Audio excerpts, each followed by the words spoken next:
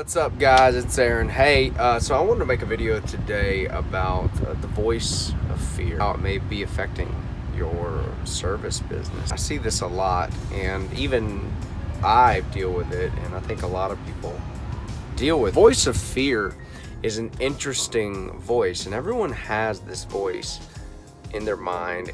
If you don't have it, you're not human. I definitely have it. I think everyone, successful or not, has it. And what does the voice of fear sound like? The voice of fear sounds really good and completely makes sense. It makes total sense. The voice of fear is such a rational thought, and it is laid on a silver palette for you to where you will not take action. You'll find a way out of taking action. You'll find a way out of investing in the marketing, or investing in the new website, or investing in the equipment, or investing in something that makes you stretch because of some real, legit, rational sounding thoughts. Fear. That's what it's going to do. It's going to be like, dude, you really got to pay for this. You got to do this. You got to do this. And you can't afford to do that. And that makes sense. And that's where you stay in this vortex. Fear's never irrational. Never is going to present you as something that doesn't make sense, because it's beautifully crafted to keep you safe, to keep you in homeostasis. My way of kind of dealing with that fear is I use it against itself. My mother would call it the devil. The devil. How would I deal with the devil? The devil is just fear. I use him against himself in allowing him to be a compass. Because here's the one thing. What would, to my Christians or religious people out there, whatever, what would the one thing that fear or the devil not want you to do? Well, that would be probably succeed. The voice that talks to you is going to talk you out of stretching. And you know what you need to do to succeed. It's to stretch. It's to market. It's to spend money in the right places. It's to invest. You know what that sounds like. That sounds like writing the check, getting the website, doing the thing. You know what it is. Every one of you knows, because it's right in front of you. You wake up with it and you go to bed with it every single day. But the voice of fear never tells you not to do something, because it knows us as Americans, or just as humans. If you tell us not to do something, we're gonna go do it. That's immediately, like, that's inborn with us as children. Do not tell us not to do anything. If you outright try to talk me out of it, it's probably what I'm going to do. But here's how the voice of fear is beautiful. It tells you, don't do it today. Do it tomorrow, or do it next week, or invest in that, when you got this in line. Plan that trip to see your son whenever you got this and this and this and this together, right? It's going to find a way to make you not take action today. And I'm here to tell you, that's why we stay in the same vortex. That's why we are where we were last year, again this year. Those are the only reason. Using fear as a compass is very simple. So if you listen to the voice in your head, and it's hard, I'm telling you, early on, it's so hard to do this, because it's going to require you to come off of something. Money, time, attention, to get past this threshold and to break through this conditioning that fear has got you in its own vortex. Okay, so you're gonna have to come off a check. You're gonna have to do something, especially in your service business. It's gonna be hard early on. There's no easy way around this, and that's why successful people are successful and other people aren't, right?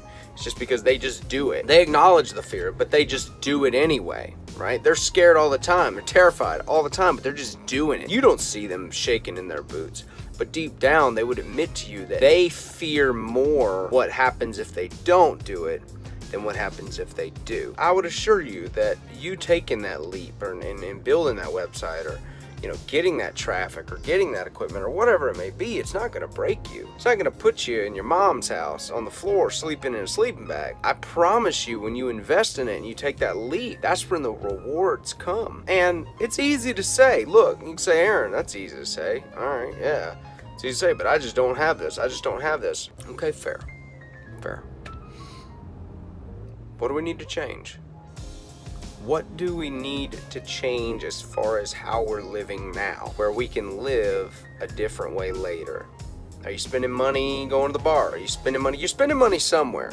Money is coming out somewhere. Look, dude, if you're living in your van, I totally get it. You've got to get in a place, but here's the deal. For those of you living in your van, I did that for a small period of time, but those of you living in your van, Go rent the washer from Home Depot. Sell the job first, go rent the washer. You still don't have an excuse. Come off of 40 bucks for the day. I know how much it costs. Go do the job, make that money, go return the washer. There is no excuse. There's always a way to make it happen. Fear is gonna keep telling you, man, look, you gotta get your house in line before you can start this. You gotta get this and, something else in line, your child support in line. You gotta get all these things. A piece of that is true. Only about 20% of that is true. The other 80% is a lie. The reason you are where you are is because you keep telling yourself. You're on a feedback loop that keeps rationalizing away your inactivity, the income producing activity. And you're focused on the little side projects and the stuff that doesn't mean shit. I know exactly where you are.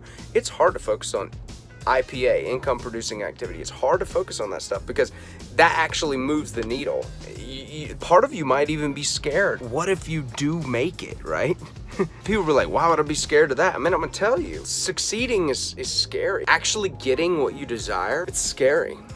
People will self-sabotage themselves out of getting it because they see it coming. They stop returning phone calls. They start getting comfortable. They're like, we got enough business right now. I don't need to go make that happen. Man, I see that happen all the time, man. Prospects, I'll call them and they'll be, thank you for returning my call. I can't get anyone to call me back. I'm like, really? I'm not the biggest guy in town. And they definitely have more trucks and more people and more stuff than I do, man.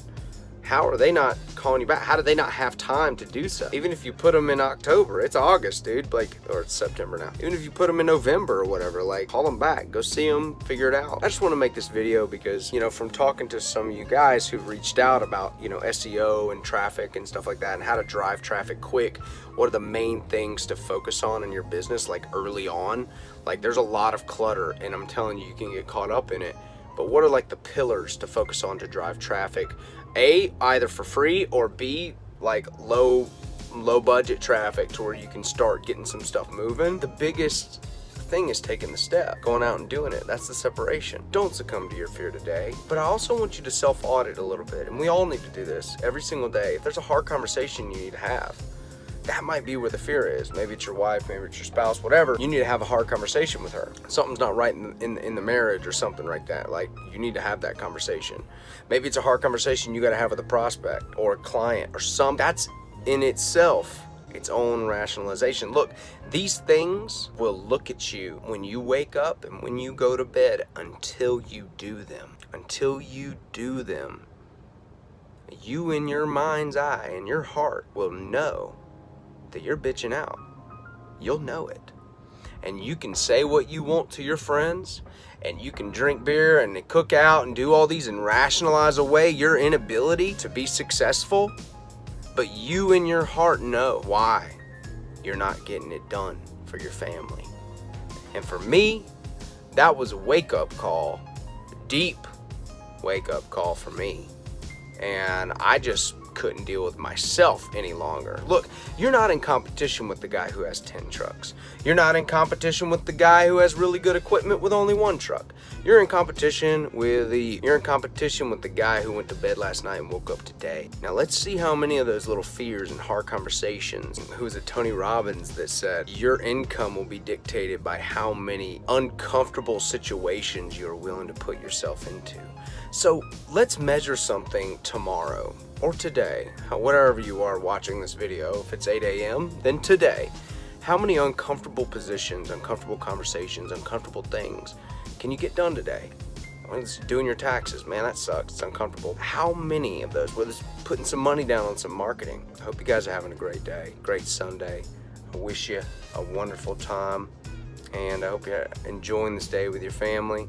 Hope your business is flourishing or in your future, whatever that is. I love y'all. Talk to you soon. Holler at me if I can help you in any way. You can find me on my Facebook, on my business page. Just reach out if I can help you guys who are getting your business started in any way. Love to hear some of your most pressing questions about getting started, kind of going 0 to 60 in your business. I know there's a lot of things to focus on and you're wanting to know what the optimal things are, and maybe I can help you with that. So talk soon. See you guys.